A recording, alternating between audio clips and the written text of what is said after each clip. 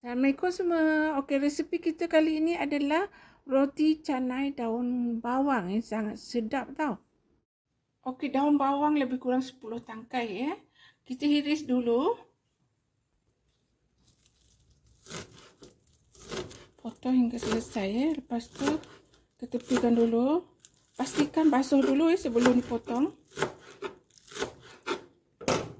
Masukkan tepung, garam setengah sudu teh je ya.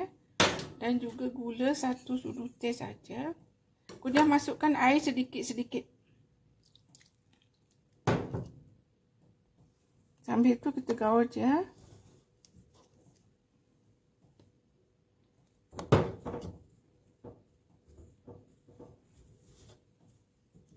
Okay, masukkan lagi. Air ni dia tak ada limit lah ya. Tengok kalau dia dah boleh buat adunan roti macam tu dah. Nanti saya tunjukkan ya. Boleh lagi, tambah lagi air. Okey.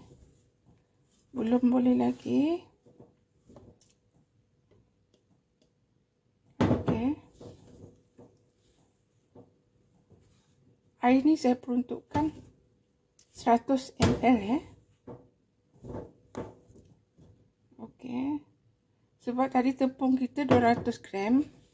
Jadi setengah daripada timbangan tu adalah air 100 ml.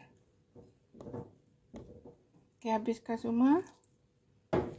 Okey, sekarang bolehlah kita uli dia. Uli sampai dia jadi adunan lah. Okey, kita dapat adunan seperti ini. Sekarang kita keluarkan dia. Kita nak uli dia sampai lembut ya, macam ni. Uli sampai lembut.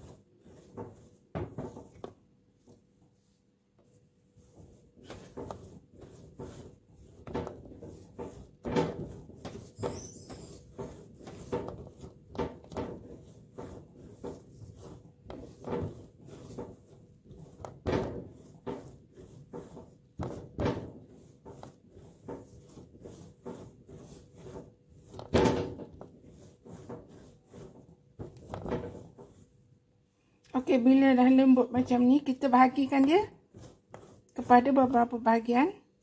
Okey, saya timbang 80 gram setiap satu. Kemudian kita bulat-bulatkan. Lepas ni kita nak rendam dengan minyak Dia kena rendam dengan minyak baru dia lembut. Macam tu je.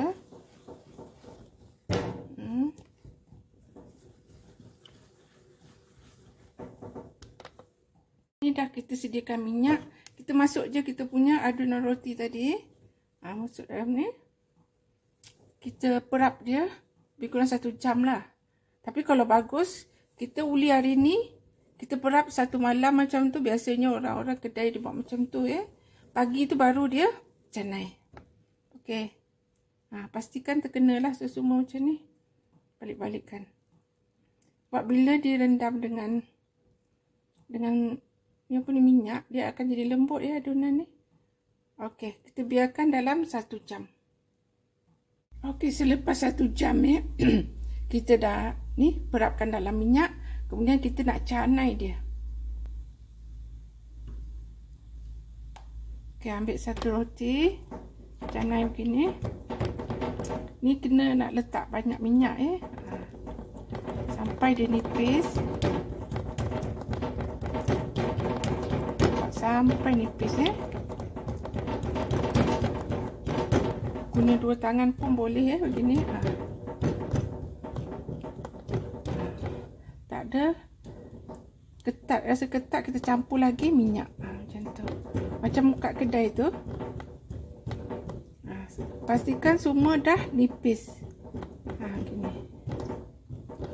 Okey, bila dah nipis, okey, kita ambilkan kita punya daun bawang yang kita dah iris tadi. Tabur dekat semua permukaan roti macam ni.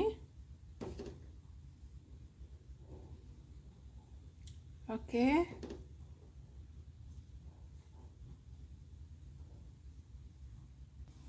Lepas tu kita ambil pemotong pizza ni. Kita potong macam ni.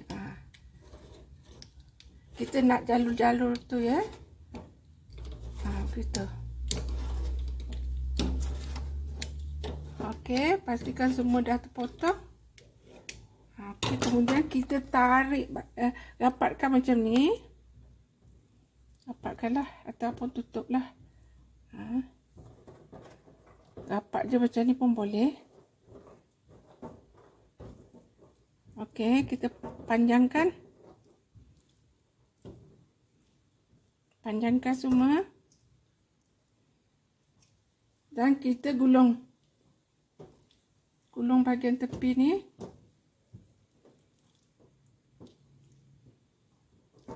Gulung ke sini. Lipatkan ke atas. Begini.